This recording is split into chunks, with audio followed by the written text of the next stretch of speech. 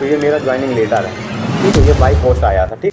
नमस्कार दोस्तों, सीसीए लड़का में आपका बहुत बहुत स्वागत है। तो आज मैं आपको बताऊंगा रेलवे अप्रेंटिसशिप में डीवी से लेके पूरा ज्वाइनिंग तक का सफ़र, क्योंकि मैंने खुद रेलवे से अप्रेंटिसशिप कर रखा है, वो भी प्रयागराज जोन से। हाल ही में 5 जून 2026 को मेरी अप्रेंटिसशिप कंप्लीट हुई है। तो इस चैनल के माध्यम से जो भी जानकारी मिलेगी बिल्कुल रियल और ऑथेंटिक मिलेगी। तो आज बच्चों मैं आप लोगों को बताऊंगा कि आप लोग के डॉक्यूमेंट्स क्या क्या रेडी रखने हैं और आपको क्या क्या डॉक्यूमेंट्स कहाँ से कैसे बनवाने। इस वीडियो में आपको कंप्लीट जानकारी मिल जाएगी। या वीडियो देखने बाद आपको दूसरी वीडियो देखने की ज़रूरत नहीं पड़ेगी, ये मेरा आपसे वादा है। तो दोस्तों आप लोग वीडियो ज़्यादा से ज़्यादा लाइक करिएगा और चैनल को सब्सक्राइब भी करिएगा। तो दोस्तों अब आपको बता दूं कि फॉर्म भरने के 2 महीने बाद, 1.5 से 2 महीने बाद आपको शॉर्ट लिस्टेड किया जाएगा। तो आपको कैसे पता चलेगा कि आप शॉर्ट लिस्टेड हुए हैं? जिस जोन से भी आप फॉर्म भरेंगे उस जोन के ऑफिशियल वेबसाइट पे जाके आप वहाँ से अपना शॉर्ट लिस्टेड वाला रिजल्ट डाउनलोड कर सकते हैं। और फॉर्म भरने के 1-1.5 महीने बाद आप यूट्यूब पे भी जिस जोन से फॉर्म भरें सर्च करते रहिए, कोई ना कोई यूट्यूबर ये बताता रहेगा कि इस जोन का फॉर्म का अप्रेंटिस का रिजल्ट आ गया, आप लोग चेक कर सकते हैं। तो उसी प्रकार आप लोग भी चेक कर लीजिएगा। उस शॉर्ट लिस्टेड PDF को निकालने बाद आपको जिस डेट को बुलाया गया है डीवी के लिए, आप वहाँ जाके डीवी कराइए, ठीक है। अब आपको मैं बता दूं कि डीवी में क्या क्या डॉक्यूमेंट्स आपको रेडी रखने हैं। तो डीवी में आपको सबसे पहले तो Aadhaar card, PAN card, high school की मार्कशीट और इंटर की मार्कशीट, इंटर की शायद नहीं लगती है, और उसके बाद ITI की मार्कशीट, ITI का सर्टिफिकेट और सेंट्रल वाला कास्ट सर्टिफिकेट बनवा लेना है। वो भी 1 साल से पुराना नहीं होना चाहिए, क्योंकि बहुत से बच्चों का 1 साल से पुराना था, उन बच्चों को फिर वापस कर दिए थे। तो ये बात आप ज़रूर ध्यान रखना कि सेंट्रल वाला कास्ट सर्टिफिकेट आपको रेडी रखना है, वो भी 1 साल के अंदर का होना चाहिए, ज़्यादा पुराना नहीं होना चाहिए। तो ये डॉक्यूमेंट्स आप लेके जाएंगे, सारे डॉक्यूमेंट्स आपके चेक होंगे सही है कि नहीं, नाम वगैरह सब कुछ सही है कि नहीं। उसके बाद ये आपकी डीवी हो जाएगी, ठीक है। डीवी होने के 2-3 महीने बाद, या मेरी डीवी, क्योंकि फॉर्म मैं भरा था सितंबर में, नवंबर दिसंबर में मेरी डीवी हुई थी और लास्ट मई तक ज्वाइनिंग लेटर आ गए थे। लेकिन इस बार बच्चों को जो ज्वाइनिंग लेटर आया है वो अप्रैल तक आ गया था, बच्चे ज्वाइन कर लिए थे, ठीक है। तो उसी हिसाब से डीवी के 2 से 3 महीने बाद आप लोगों की फ़ाइनल ज्वाइनिंग के लिए बुलाया जाता है। अब आपको बता दूं कैसे आपको पता चलेगा आपको फ़ाइनल ज्वाइनिंग के लिए बुलाया गया। तो फ़ाइनल ज्वाइनिंग में किसी जोन का जो ज्वाइनिंग लेटर होता है बाई पोस्ट आता है, ठीक है। और किसी जोन का जो ज्वाइनिंग लेटर होता है वो जीमेल में आता है। तो मैं आपको दिखाई दे रहा हूँ कि मेरा बाई पोस्ट आया था। 1 मिनट रुकना, मैं आप लोगों को दिखा दूँ। तो ये मेरा ज्वाइनिंग लेटर है, ठीक है। ये बाई पोस्ट आया था, ठीक। तो किसी जोन में बाई पोस्ट आता है, किसी जोन में जीमेल के थ्रू आता है, ठीक। अब आप ये ज्वाइनिंग लेटर बाहर निकालें, ठीक है। तो ज्वाइनिंग लेटर में आपको आपका ज्वाइनिंग लेटर जिसमें नाम वगैरह मेंशन होगा और कब आपको बुलाया गया है ज्वाइनिंग के लिए, वहाँ भी एक बार डीवी होगी आपकी। तो उस डेट को आप लोग डीवी के लिए तैयार हो जाएं। जब ज्वाइनिंग लेटर आपको आएगा तो उसमें गाइस 2-3 फॉर्म्स रहते हैं। पहला तो एक मेडिकल वाला फॉर्म रहेगा, दूसरा एक कैरेक्टर सर्टिफिकेट के लिए फॉर्म रहता है।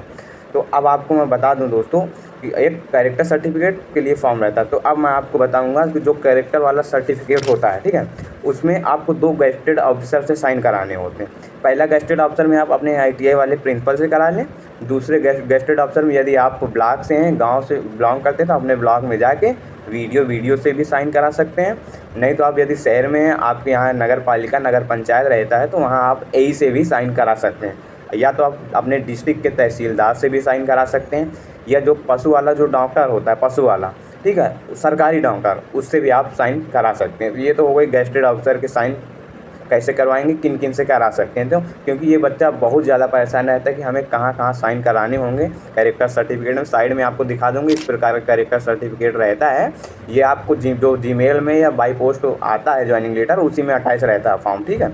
तो उसमें अपना सारा सब कुछ भर के गेस्टेड ऑफिसर के साइन करा लेने। साइड में मैं आपको ये जो फॉर्म ज्वाइनिंग लेटर के साथ मेडिकल का फॉर्म भी आता है। आप अपने नज़दीकी ज़िला अस्पताल में जाएंगे, वहाँ आपको 1 रुपये का पर्चा बनवा लेना पहले हैं। पर्चा बनवाने के बाद जो काउंटर में आपको भेजा जाए उनसे पूछ लेना कि हमें मेडिकल सर्टिफिकेट बनवाना है सर।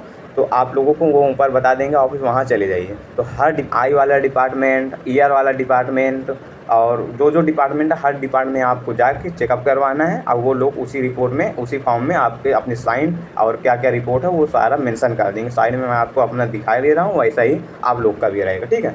अब आपका मेडिकल बन गया, कैरेक्टर सर्टिफिकेट बन गया। तो गाइज अब मैं आपको अपना एफिडेविट भी आप लोग को अपना बनवाना है। अपने नज़दीकी तहसील में चले जाइएगा, वहाँ से आप एक एफिडेविट बनवाने के लिए जो टाइप करते हैं ना उनके पास चले जाइएगा कि सर हमें एफिडेविट बनवाना है। तो वो आपके नाम से एफिडेविट, और वो एफिडेविट के साइड में आपको कुछ टाइप करा लेना। टाइप में उसमें अपनी जानकारी, माता के नाम, पिता के नाम, आपने जो जानकारी दी ये सब सही है कि नहीं, ये सब चीज़ें आपको टाइप करा लेना। टाइपिंग में क्या क्या लिखवाना है अगर ज़्यादा आपको जानना हो तो कमेंट में आप लोग बताइए, मैंने क्या क्या लिखवाया था मैं आप लोगों को बता दूंगा। तो आपका मेडिकल बन जाएगा, एफिडेविट बन जाएगा, कैरेक्टर सर्टिफिकेट बन जाएगा। ये सारे डॉक्यूमेंट जब आपके कंप्लीट हो जाएं तब आपको अपने वहाँ डीवी के वाले दिन डीवी के लिए जाना है, ठीक। अब डीवी में आपका वहाँ फिर से पैन कार्ड चेक होगा, पैन कार्ड के बाद आधार कार्ड चेक होगा, आधार कार्ड के बाद हाई स्कूल की मार्कशीट और ITI की मार्कशीट, सर्टिफिकेट, सेंट्रल वाला कास्ट सर्टिफिकेट, ये मस्ट है। आपको 1 साल के अंदर ज़्यादा पुराना नहीं होना चाहिए, ठीक है।